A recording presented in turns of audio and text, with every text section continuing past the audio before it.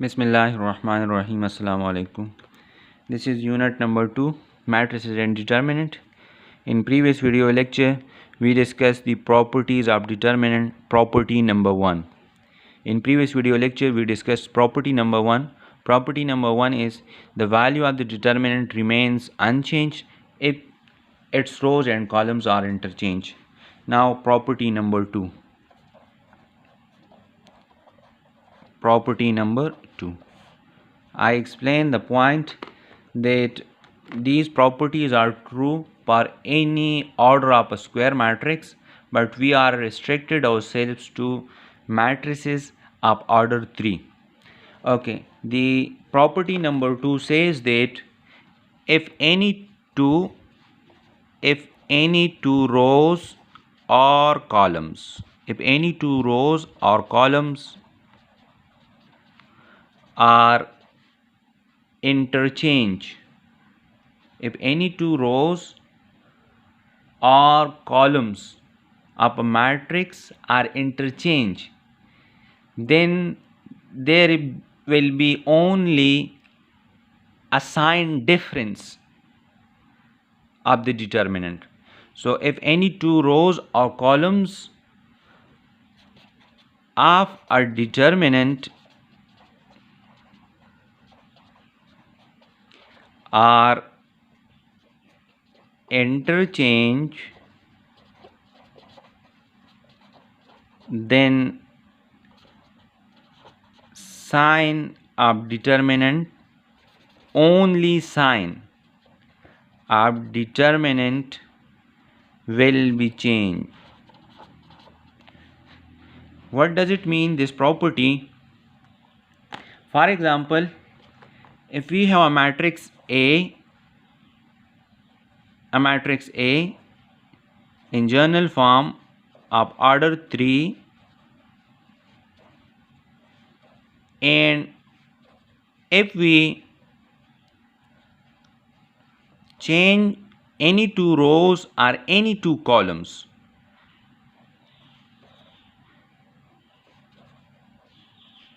three by three matrix, I am denoting the determinant of this matrix. Determinant of A is, let's say, denoted by delta, so it must be some number. Okay, now if I change row into column or column into row, mean if I change any two rows or columns,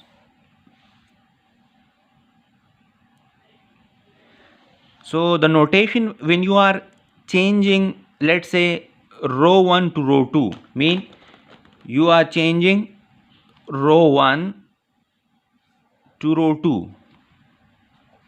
You are changing row 1 to row 2, or you can say that you are changing row 2 to row 1. Okay, so for that we will use this notation R1. This is double-headed arrow R2. It means that you are changing row 1 to row 2 and row 2 to row 1, mean you are interchanging row 1 and row 2. So this is the notation. So when you interchange row 1 and row 2, so let's say the new matrix is named by matrix B.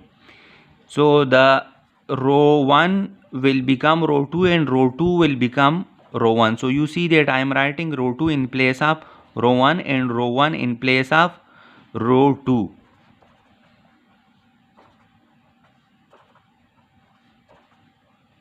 And row 3 will be on same position. So let's say the determinant of this matrix is, for example, let's say 10. And let's say the determinant of this matrix is denoted by delta 1. So this determinant will be equal to minus 10. The number will be same, but there will be only change in the sign.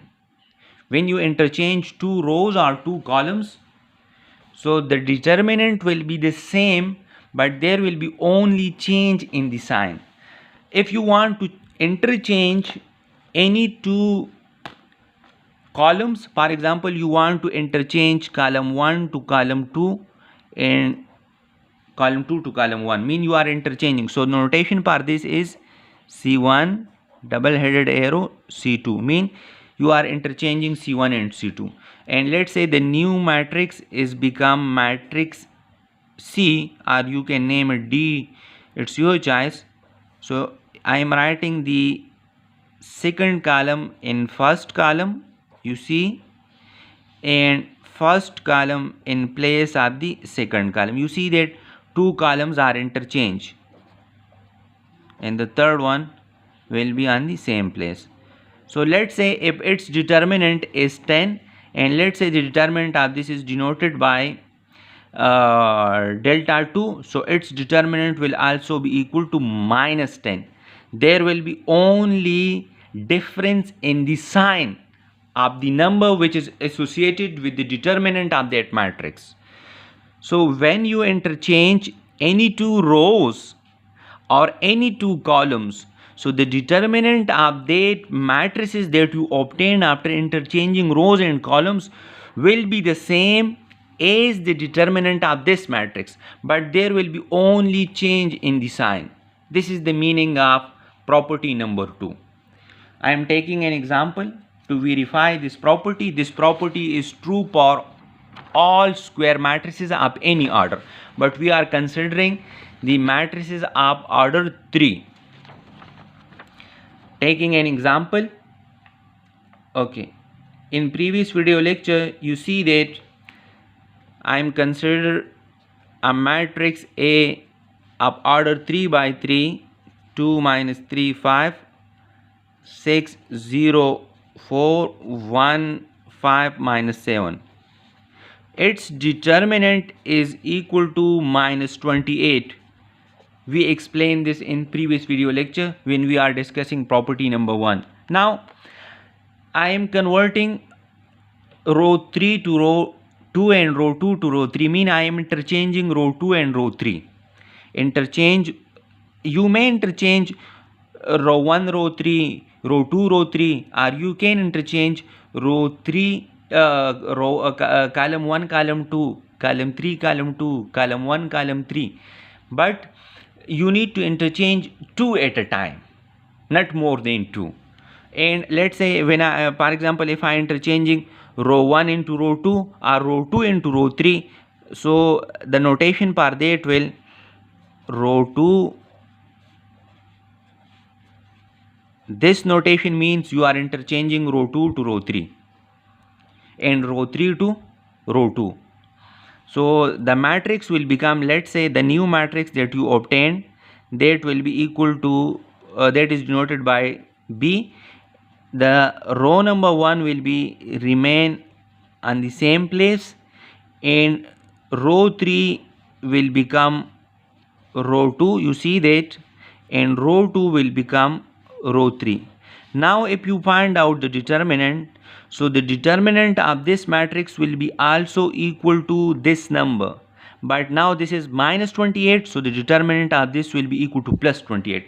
This is the property number 2. So I am checking that is it true that the determinant of this is equal to plus 28 or not. So determinant using expanding this matrix with the help of third row, because third row contains 0, so this is 6, here will be a 3 1 4 a 3 3. Now these points are explained too much in previous video lecture, so that's why I am writing it directly. So now a 3 1 will be equal to m3 1, and which is equal to cancel out the third row and first column, so and take the determinant of the rest. So you see that this is equal to minus 3 multiplied by minus 7, so this is plus 21 minus 25, so you will get minus 4, and a 3 3 will be equal to m3 3, and cancel out the third row and third column and take the determinant of the rest, so that is equal to 10 plus 3, which is equal to 13. So this B determinant is equal to 6 multiplied by minus 4, 4 multiplied by 13, so this is equal to minus 24, and this is equal to 52. So from here you get 28. So you see that the determinant of the matrix B is 28 and the determinant of matrix A is minus 28. What is the reason? The reason is that matrix B is obtained by interchanging row 2 and row 3. So whenever you interchange any two rows or any two columns, the determinant will be the same but just be different by signs. I explain it here. If the determinant of this matrix is 10, so here you are interchanging row 1 and row 2, so its determinant will be minus 10. The number will be the same but the sign will be different.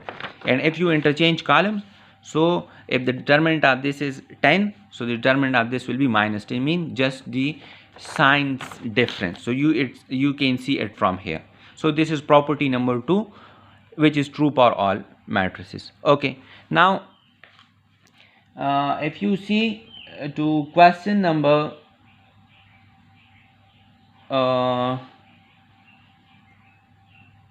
part number 5 of question number 2, exercise 2.2 KP textbook. 2.2 question 2 part number 5. Part number 5 is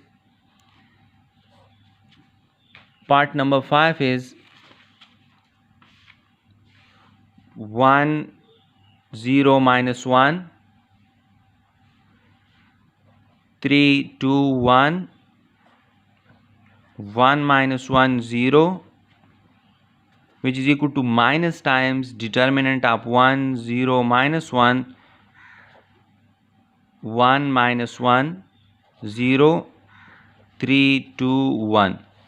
These bars actually represent the determinants, and the statement of the question is, without evaluating, state the reasons for equality. So you didn't need to evaluate, you didn't need to use the methods of cofactors and minus. You just need to state the reason that why these two determinants are equal.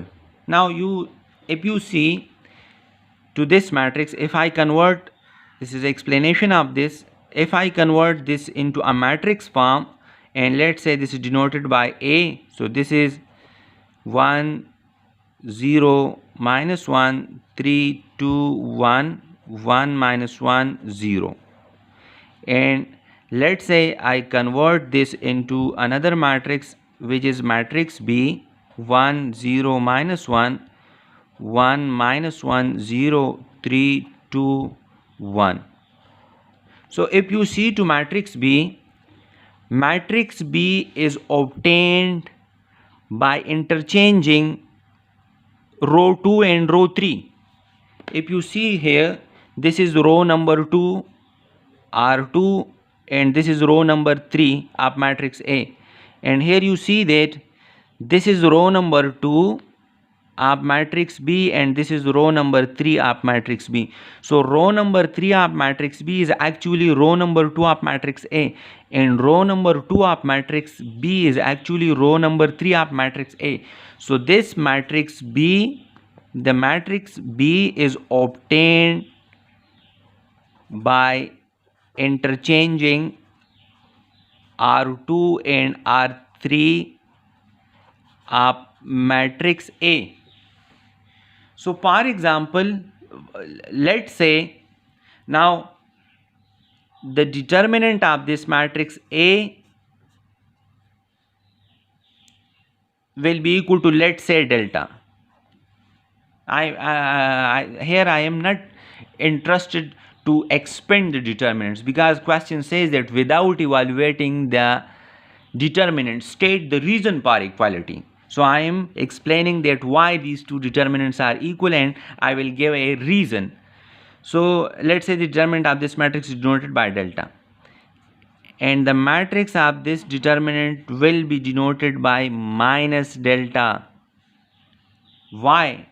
Because you know that from property number 2, when the rows or columns of a matrix are interchanged, so the new matrix which is formed its determinant will be only differ by just a sign from the original matrix.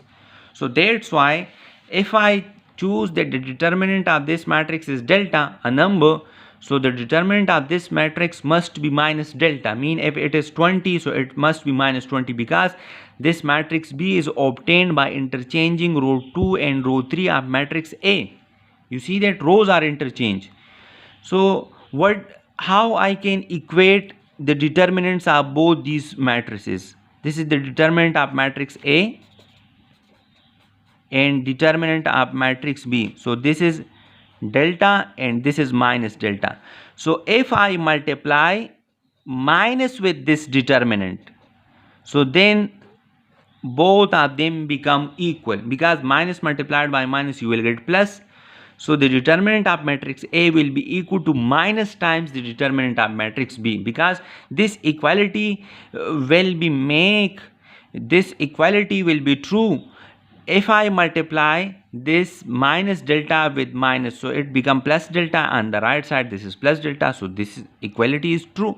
So that's why these two equalities are true, because the matrix on the right side is actually the obtained by interchanging the second and third row of the matrix which lies on the left hand side.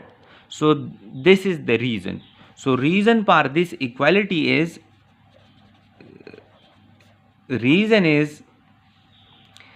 that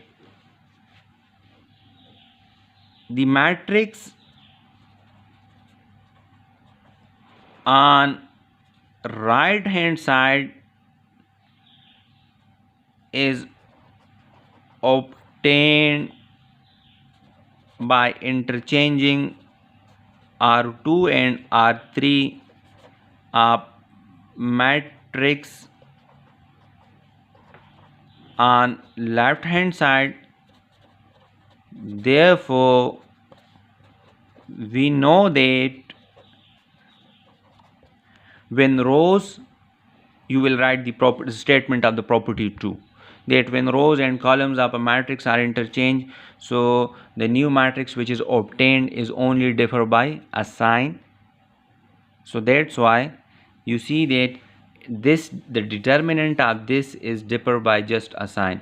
So let's say the determinant of this is 10, so then the determinant of this will be equal to minus 10. So if you need to make equalities between these two numbers, so you must need to multiply this with minus. You need to multiply this with minus, so 10 will be equal to 10. So this is the reason for this equality. You didn't need to expand it with the help of the formal way of taking the formula in which the minors and cofactors are involved. You need to give the reason, and the reasons from property number 2. So this is property number 2. Inshallah, in next video we will discuss property number 3. Thank you.